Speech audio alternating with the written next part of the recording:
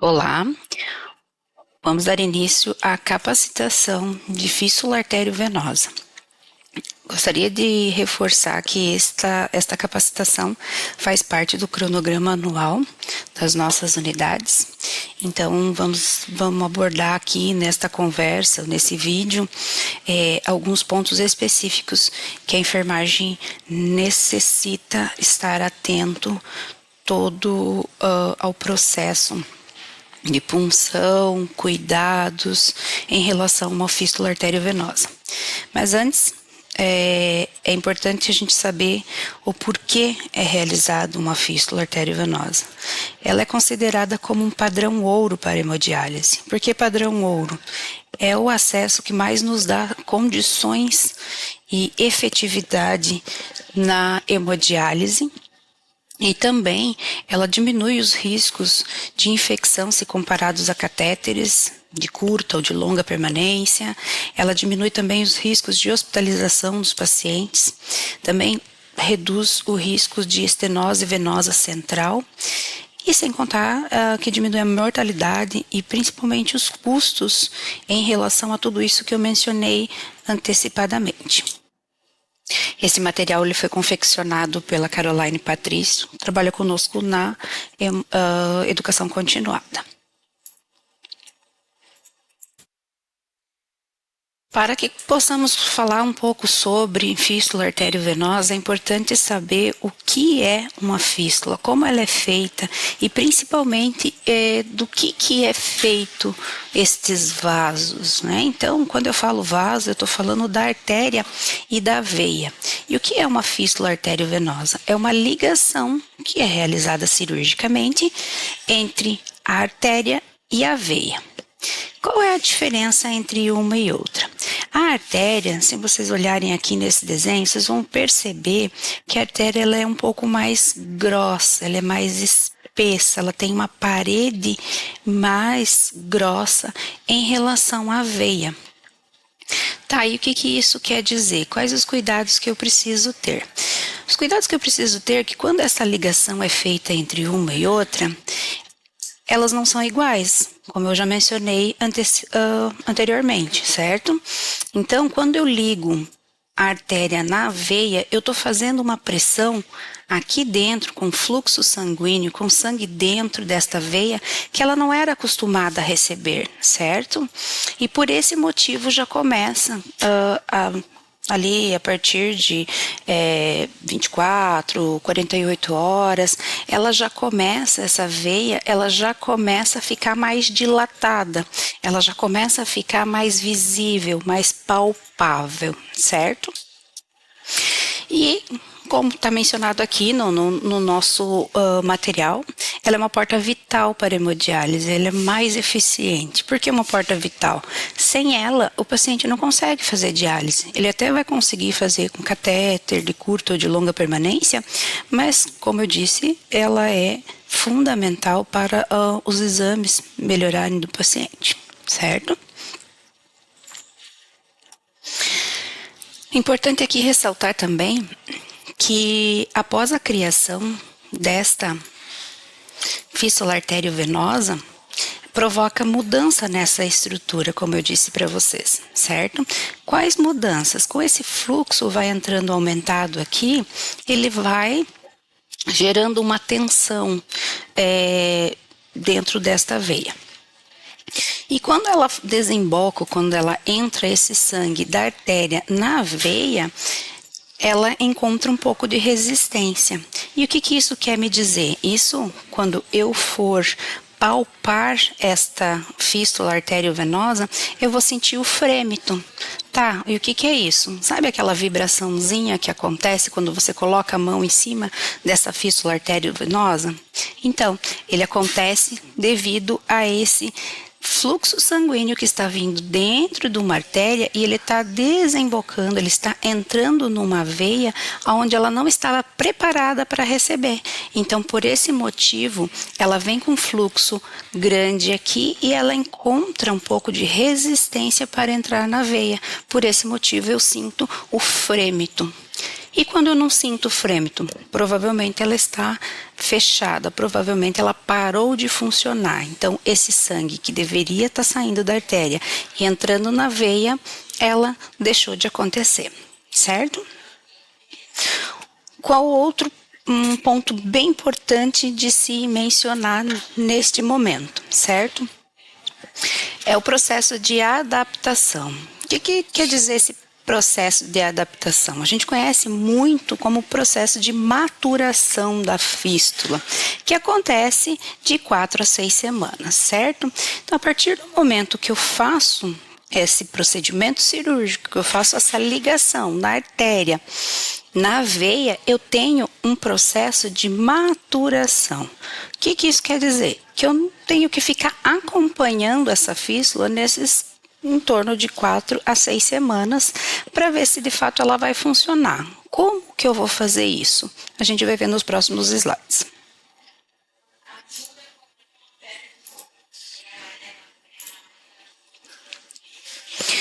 E nós da enfermagem, o que a gente precisa fazer? Então, quais os cuidados essenciais que eu preciso ter, não só com a fístula que está em maturação, mas toda vez que o paciente vem para a hemodiálise, eu, enquanto enfermeiro, técnico de enfermagem, eu preciso estar atento a alguns sinais. Eu preciso ter alguns cuidados para não colocar o paciente em risco e principalmente expor ele a um processo doloroso, que é a punção, e no meio da diálise parar de funcionar esse acesso, certo? Então, eu preciso fazer o exame físico desse paciente, que deve incluir a inspeção, a palpação, a ausculta, que elas combinadas vão me dar um parâmetro se eu vou ter uma boa diálise e principalmente se eu devo puncionar esse paciente e se ele vai dar o fluxo adequado, certo? Esses cuidados inicialmente que eu disse aqui para vocês é toda a sessão de diálise, certo? E quando confecciono a fístula, o que eu preciso fazer, certo? Então, todo paciente que faz um procedimento cirúrgico de confecção de fístula, ele precisa ter um acompanhamento semanal. Esse acompanhamento semanal precisa vir no CCA, precisa vir no centro cirúrgico? Não, tá, gente? A gente pode fazer toda a sessão de diálise que esse paciente está indo na nossa unidade, mesmo que ele esteja dialisando por catéter, eu preciso avaliar essa fístula, certo? Então, o que eu vou verificar? Os mesmos cuidados, inspeção, palpação e ausculta, para ver se de fato está funcionando essa fístula, ok?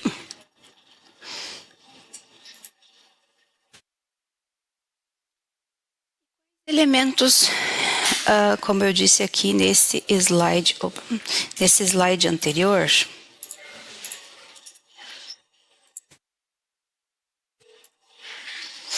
eu vou começar pela inspeção. O que é uma inspeção, né? Então, ali uma inspeção é o que eu vou investigar, o que eu vou olhar, o que eu vou... não só olhar o local da punção, certo? Eu vou olhar todo o membro onde foi confeccionado, onde está sendo puncionado. O que eu vou procurar, né? Eu sempre costumo dizer que parece Sherlock Holmes, né? Tem que investigar, inspecionar. Eu vou ver toda a extensão da veia, né, para ver se ela está visível, se ela está bem desenvolvida, se não tem sinais de estenose. O que é estenose? É um estreitamento do vaso. Se não tem sinais de infecção, se não tem edema, se tem hematoma, se tem seroma, se tem uma equimose, se tem hiperpigmentação da pele, se essa cicatrização da última punção que eu fiz já aconteceu essa cicatrização, então eu preciso inspecionar esse local antes de ocorrer a punção. Como, por exemplo, claro que essa imagem aqui, a gente tem uma imagem, ela bem, né, avançada, um estágio bem avançado ali de alguma complicação, mas é para impactar mesmo, é para ver que a gente precisa olhar todos os pontos onde eu vou puncionar, por exemplo. Olha, onde foi a última punção desse paciente aqui, certo? nesses dois locais aqui, eu poderia ter puncionado? Fica a pergunta para vocês. O que está acontecendo nesse braço? Verifiquem que ele está todo edemaciado. Além do edema, eu também tenho uma vermelhidão toda aqui. Eu também tenho, possivelmente, um hematoma com pontos de necrose. Eu também tenho aqui um processo inflamatório, infeccioso, né? Então, quando eu falo em inspeção, eu preciso olhar todo o braço desse paciente. Eu preciso ver todo o local onde eu vou instalar a minha agulha, certo? Depois da inspeção, o que eu devo fazer? Eu preciso palpar. Palpar para quê? Para ver a profundidade, para ver o diâmetro desta veia, para ver se tem veias acessórias, sabe aquela fístula que você palpa e você sente 2 ou 3 veias ao redor do local que você vai funcionar? Se não tem sinais de síndrome de roubo, se não tem sinais, ou na palpação ali, se eu não vejo que tem o frêmito, se tem pulso, e entre outras observações. Nesta palpação, é importante toda a sessão de diálise eu palpar antes de puncionar, porque muitas vezes a gente punciona esse paciente e aí o que acontece? Não dá fluxo. Não dá fluxo por quê? Porque ela não tinha nem pulso e nem frêmito, ela estava parada. Então, eu evitaria um procedimento doloroso nesse paciente, porque só na palpação eu verificaria que ela já estava parada. Então, não precisava ter puncionado o paciente para ver se ela está parada, certo? Fiquei em dúvida, né? Eu palpei, senti um pulso, mas um frêmito muito baixinho, recorre à ausculta. O que eu vou ter que escutar? Um sopro, né? Então, eu vou ver se de fato ela tem ou se ela está muito baixo, o que de fato eu vou conseguir auscultar. Auscultei, não sei adequadamente o que é, já pede ajuda do médico, já pede ajuda do enfermeiro para que possa avaliar antes de puncionar esse paciente. Lembrando que estas imagens não foram captadas no nosso serviço. Encontre o erro, certo?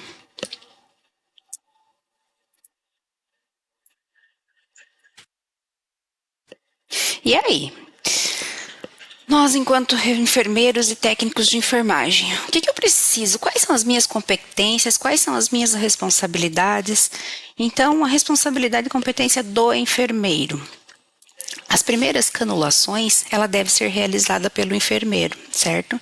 Então, a gente tem padronizado em nossas unidades que as 3 primeiras canulações, as 3 primeiras punções, ela deve ser realizada pelo enfermeiro. Tá, Indianara, mas o meu enfermeiro do meu turno não tem experiência suficiente. Este enfermeiro vai nomear algum técnico de enfermagem que tenha mais experiência, ele vai acompanhar para ver como que vai ser essas 3 primeiras punções. Mas é importante que o enfermeiro faça a canulação ou ele acompanhe as 3 primeiras para saber o que está acontecendo, certo? Outro ponto bastante importante do enfermeiro, a educação do paciente. Então, precisa, antes de funcionar, nas primeiras canulações, precisa explicar para esse paciente o que foi o procedimento e como que vai ser o procedimento, como que vai ter que funcionar, como que vai ter que ser os cuidados depois da punção, depois da diálise, a retirada das torundas, com quanto tempo precisa retirar essas torundas, cuidados com higiene, cuidados com as unhas do paciente. Então, isso é a educação do paciente, o enfermeiro antes das primeiras punções ou nas primeiras punções, faz-se necessário que o enfermeiro faça essa educação do paciente. Qual é o outro papel fundamental do enfermeiro? A gestão das complicações, certo?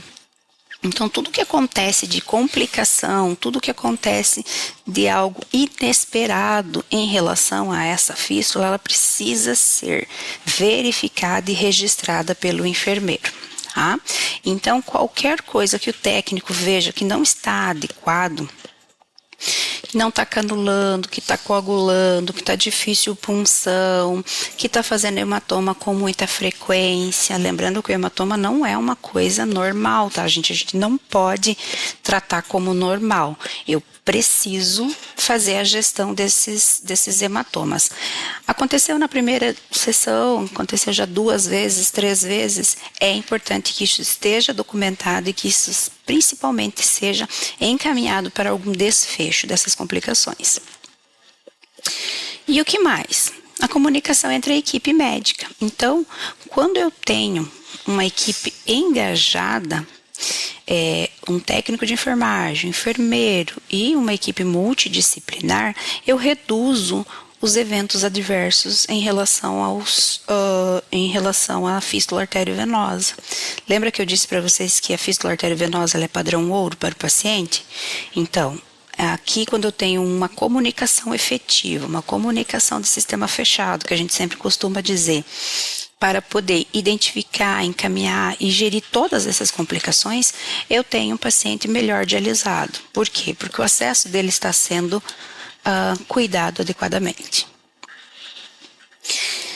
E aí, o que eu tenho de boas práticas da enfermagem? O que eu posso fazer para que esse meu paciente esteja bem dialisado, para que ele tenha um bom acesso à fístula arteriovenosa? Bom, como eu já disse ali, a canulação inicial, né, precisa ser por enfermeiros, as 3 primeiras. Estou tendo dificuldades, não estou conseguindo, utilizo ultrassom, se for o caso.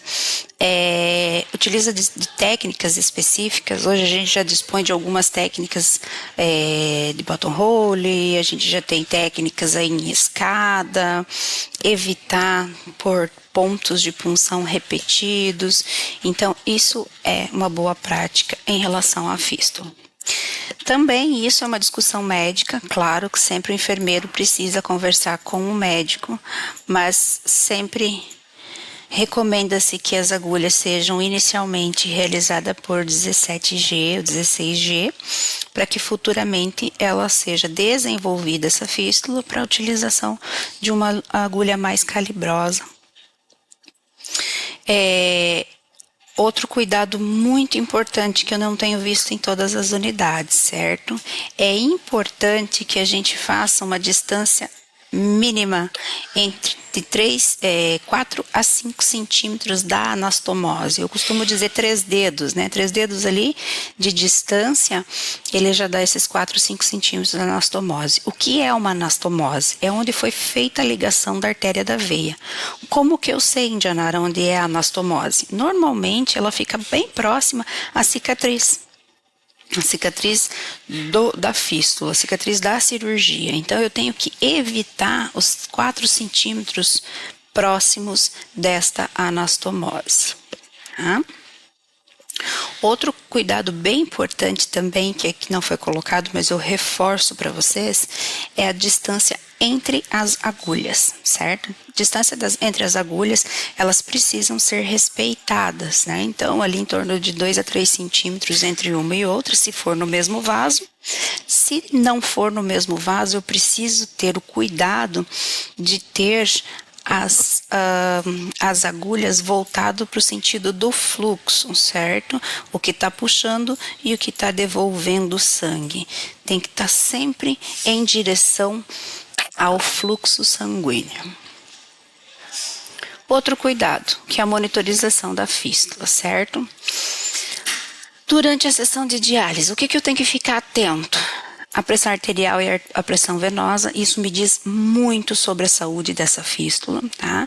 Principalmente a venosa, né? Então, a venosa ali, se eu tô tendo um problema de retorno, se eu tô tendo um aumento da pressão venosa durante a sessão de diálise, eu preciso ficar atento, porque eu posso estar tendo sinais de estenose. Se eu faço verificação de pressão arterial na unidade da fístula, certo? Eu tenho que estar atento, porque essa pressão, ela precisa ser negativa, né? Então, ali aproximadamente menos 200 é o ideal para dar um bom fluxo para uma sessão de diálise. Quais outros sinais que me dizem que esta fístula está boa? É o KTV desse paciente. Então, se o paciente tem um bom KTV, provavelmente a fístula está funcionando adequadamente, certo? E, por último, não menos importante, né, é ter o apoio da família nas decisões, é ter o paciente engajado com o autocuidado, ensiná-los que quando eles não estiverem no nosso serviço, aquele braço não pode ser puncionado, aquele braço da fístula não pode ser verificado a pressão arterial naquele braço, ele não pode carregar sacolas, né, pesadas, ele não pode utilizar relógio. Então tem alguns cuidados que eu preciso manter para ter uma boa fístula funcionante por o tempo de vida do paciente.